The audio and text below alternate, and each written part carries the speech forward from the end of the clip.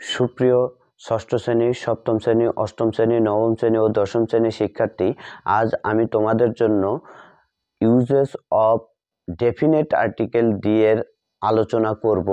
অর্থাৎ definite article the কোথায় কোথায় বসে সেটা নিয়ে আলোচনা করব। বিগত ক্লাসে আমি ডেফিনেট আর্টিকেলের 2টা ক্লাস দিয়েছি, অর্থাৎ 16টা নিয়ম পর্যন্ত তুলে ধরেছি। এখন 16টা নিয়মের পরের থেকে আমি 17 নাম্বার নিয়মের থেকে তুলে ধরব।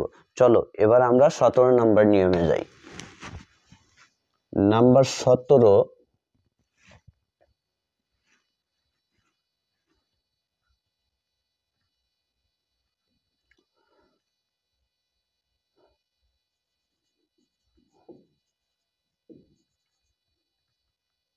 ম্যাটেরিয়াল নাউন এর পূর্বে দি বসে না, এটা কিন্তু আমরা জানি। ম্যাটেরিয়াল নাউনের পূর্বে দি বসে না, এটা আমরা জানি। কিন্তু কোনো নির্দিষ্ট স্থানের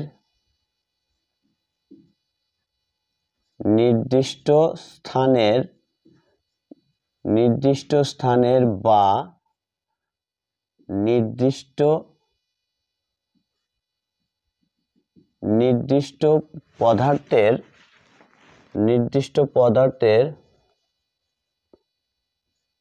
নির্দিষ্ট পদার্থের নামের পূর্বে দি বসে। একটু আমরা খেয়াল করি, সাধারণত আমরা জানি যে ম্যাটেরিয়াল নাউনের পূর্বে দি বসে না, কিন্তু কোনো নির্দিষ্ট স্থানের বা নির্দিষ্ট পদার্থের নামের পূর্বে দি বসে। নির্দিষ্ট স্থানের এবং নির্দিষ্ট পদার্থের নাম, অর্থাৎ কিছু কিছু এবং এখানে হবে, এবং নির্দিষ্ট স্থানের পদার্থের নামের পূর্বে দি বসে। কিরকম? যেমন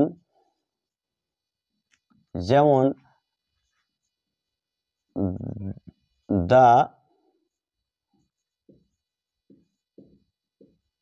perfume of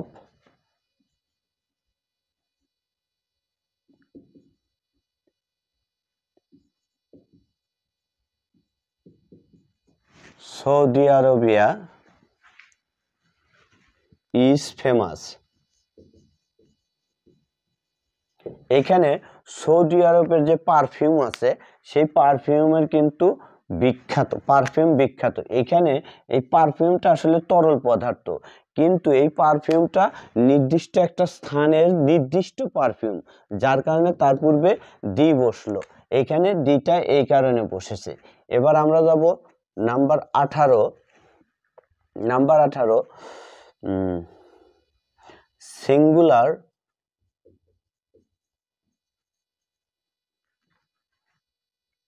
singular common noun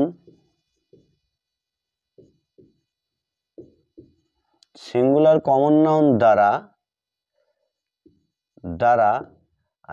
singular common noun দ্বারা পদ পদবী বুঝালে পদবী বা উপাধি, আমরা এইভাবে লিখি উপাধি। পদবী বা উপাধি বুঝালে, সিঙ্গুলার কমন নাউন দ্বারা পদবী বা উপাধি বুঝালে, আমি একটু ব্র্যাকেটে দিছি কারণ এটা একটা নির্দিষ্ট। বুঝালে তার পূর্বে দি বসে। যেমন দ্য টিচার, এখানে শিক্ষক একটা পদবী বা পদ, এটা কিন্তু সিঙ্গুলার কমন নাউন। টিচার কিন্তু একজনই এবং সকল শিক্ষকের নাম কিন্তু বুঝাইতেছে টিচার, এটা সিঙ্গুলার কমন নাউন। আবার ধরা যায় দ্য হেডমাস্টার,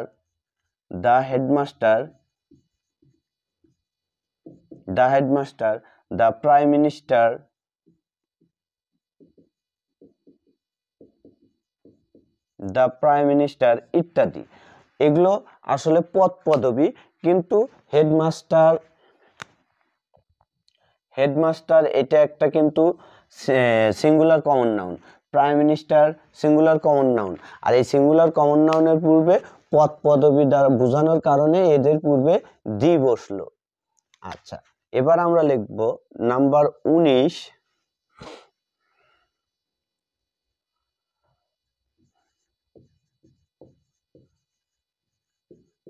প্রপার নাউন এর পূর্বে অ্যাডজেক্টিভ বসলে, প্রপার নাউনের পূর্বে অ্যাডজেক্টিভ বসলে সেই অ্যাডজেক্টিভের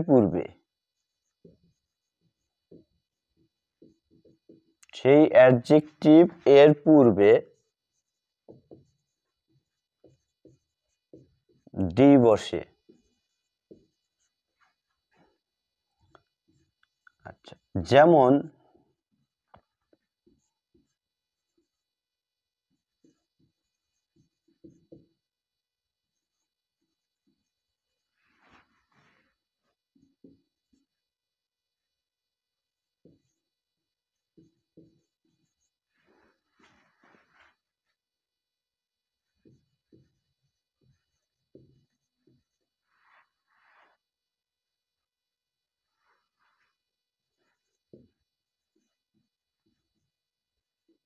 অর্থাৎ এইখানে the great Omar is second caliph of Islam, অর্থাৎ ইসলামের দ্বিতীয় খলিফা হচ্ছে ওমর। এইখানে ওমর একটা নাউন এবং এই প্রপার নাউনের পূর্বে কি বসছে? Great adjective. আর এই অ্যাডজেক্টিভ বসার কারণে অ্যাডজেক্টিভের পূর্বে দি বসলো। আমাদের এখানে নিয়ম আছে, প্রপার নাউনের পূর্বে অ্যাডজেক্টিভ বসলে সেই অ্যাডজেক্টিভের পূর্বে দি বসে। কারণ প্রপার নাউন হচ্ছে ওমর। ওমর কি? Proper noun. প্রপার নাউন কাকে বলে? নির্দিষ্ট কোনো নামকে প্রপার, নির্দিষ্ট কোনো ব্যক্তি বস্তু প্রাণীর নামকে প্রপার নাউন বলে। আর এই প্রপার নাউনের পূর্বে যদি অ্যাডজেক্টিভ বসে সেই অ্যাডজেক্টিভের পূর্বে কিন্তু দি বসে। এটা কিন্তু আমরা নিয়মে অবশ্যই জানি। এবার নাম্বার 20, কমন নাউন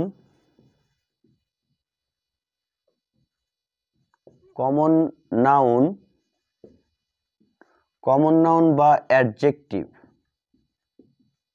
যখন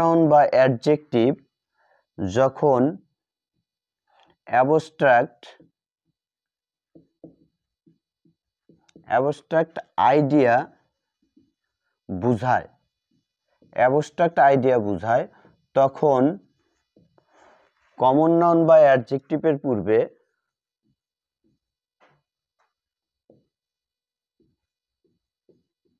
তখন কমন নাউন বা অ্যাডজেক্টিভের পূর্বে এর পূর্বে ডি বসে। আচ্ছা, দেখো, কমন নাউন বা অ্যাডজেক্টিভ যখন অ্যাবস্ট্রাক্ট আইডিয়া বোঝায় তখন কমন নাউন বা অ্যাডজেক্টিভের পূর্বে ডি বসে। যেমন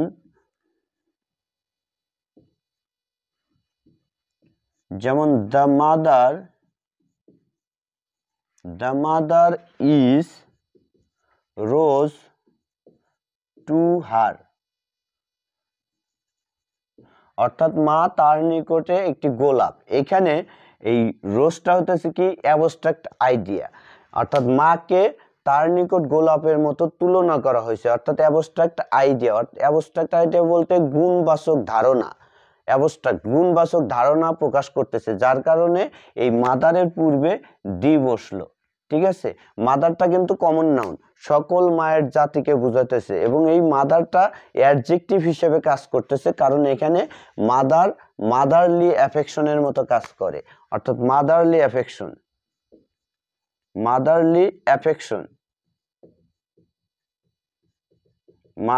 অ্যাফেকশনের মতো কাজ করে।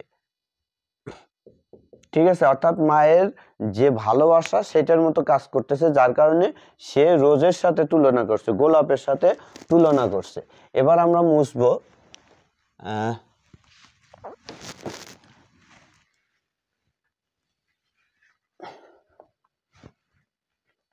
নাম্বার 21,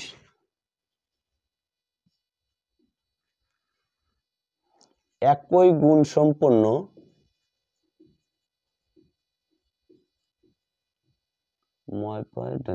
একই গুণ সম্পন্ন দুই ব্যক্তি বা বস্তুর সাথে তুলনা করলে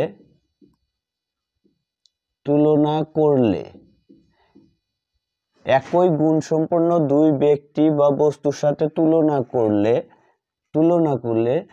যে ব্যক্তি বা বস্তুর সাথে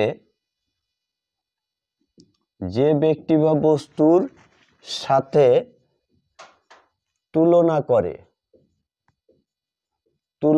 করে সেই ব্যক্তি বা বস্তুর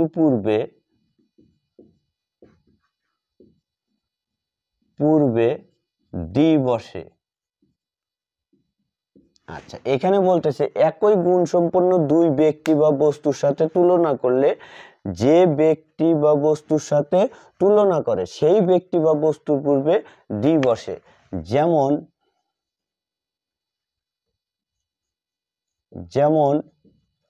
নজরুল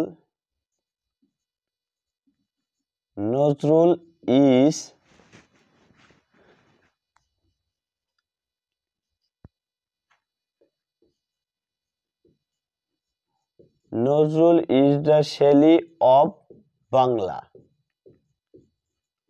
অর্থাৎ নজরুল হচ্ছে বাংলার শেলী কিন্তু একজন ইংলিশ কবি এবং বিদ্রোহী কবি, নজরুলের মতোই বিদ্রোহী কবি, কিন্তু একই গুণ সম্পন্ন। শেলী এবং নজরুল এও কবি ও কবি এবং একই গুণ সম্পন্ন। নজরুল বিদ্রোহী কবি, শেলীও বিদ্রোহী কবি এবং সে ইংলিশ বিদ্রোহী কবি।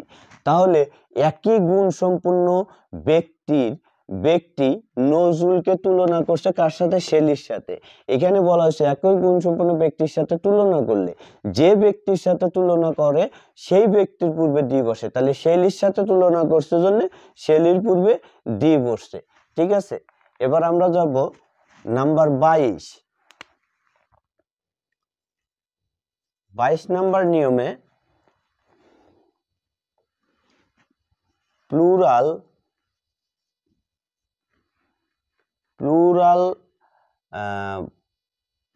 পারিবারিক পদবী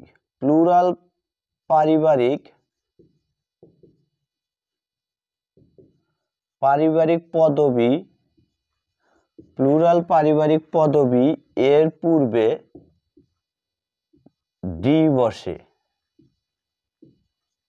আচ্ছা, প্লুরাল পারিবারিক পদবী এর পূর্বে ডি বসে। এখন প্লুরাল পারিবারিক পদবীটা কেমন? যেমন দ্য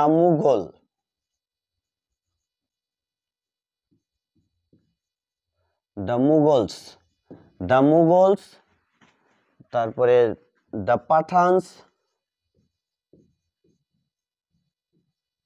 আচ্ছা, তারপরে দ্য খানস, KHANS, খানস। এইখানে খান একটা পারিবারিক পদবী এবং এই খানের পূর্বে ডি বসছে। আবার পাঠান একটি পারিবারিক পদবী, যার কারণে তারপরে প্লুরাল পারিবারিক পদবীর পূর্বে ডি বসে, এবং মুঘল একটা পারিবারিক পদবী, যার কারণে তার পূর্বে ডি বসছে। একটু মুছি। নাম্বার 23 নাম্বারে আছে প্রসিদ্ধ ঐতিহাসিক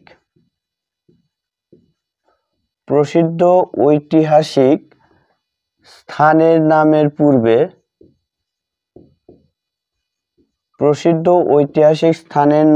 পূর্বে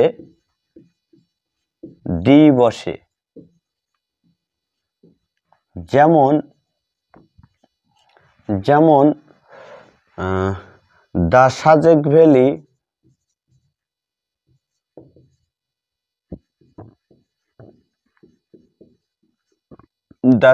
ভ্যালি, তারপরে দ্য কক্সবাজার,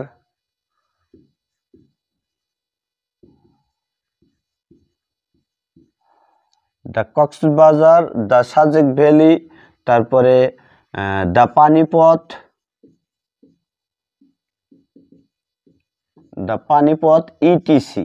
এখানে সাজেক ভ্যালি, তারপরে কক্সবাজার, পানিপথ, এগুলো একটা প্রসিদ্ধ স্থানের নাম এবং প্রসিদ্ধ নাম। এগুলো নামের পূর্বে সবসময় ডি বসে। ধন্যবাদ শিক্ষার্থীরা। আজকের মতো ইনডেফিনিট আর্টিকেল দি এর ব্যবহার এখানেই শেষ। আগামী ক্লাসে ইনডেফিনিট আর্টিকেল দি এর ব্যবহার আমি সম্পূর্ণ শেষ করব। ধন্যবাদ সকলকে।